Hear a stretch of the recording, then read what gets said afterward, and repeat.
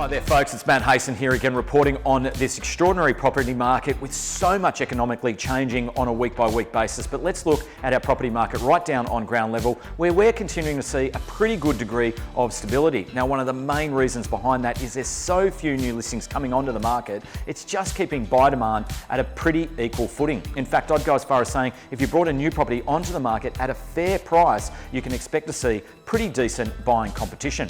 Now, as we reported last week with stamp duty, that conversation about abolishing it for property purchases, that's continued into this week and it's high on the agenda for the states, and it's even garnered support from the opposition.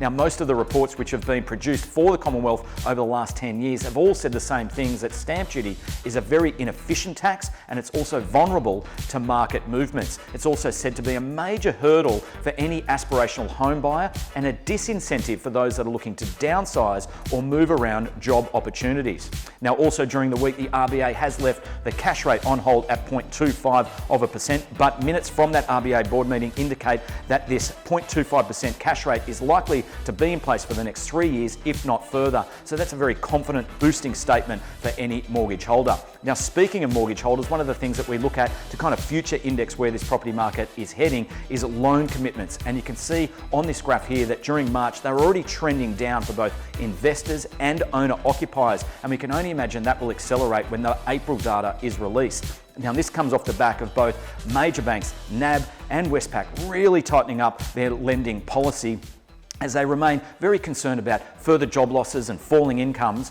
And in fact, mortgage insurance has been removed off the table altogether for accountants, lawyers, engineers, sports professionals, and those in the entertainment sector. But it also shows that there's been a surge in people looking to refinance in this low rate environment. We know that some of the best deals in the market right now is a fixed rate at 2.09% or a variable rate at 2.29%. So plenty of people taking advantage of that. So folks, that's what's cooking in our property market. And as many of you would know, we're now able to show properties publicly again and doing on-site auctions. But my suggestion is if you do see property that is of interest, make sure you email, text or call the agent, and we're more than happy to make a private appointment at a time that suits you. So folks, hopefully see some smiling faces out and about this weekend. I'll see you all next week.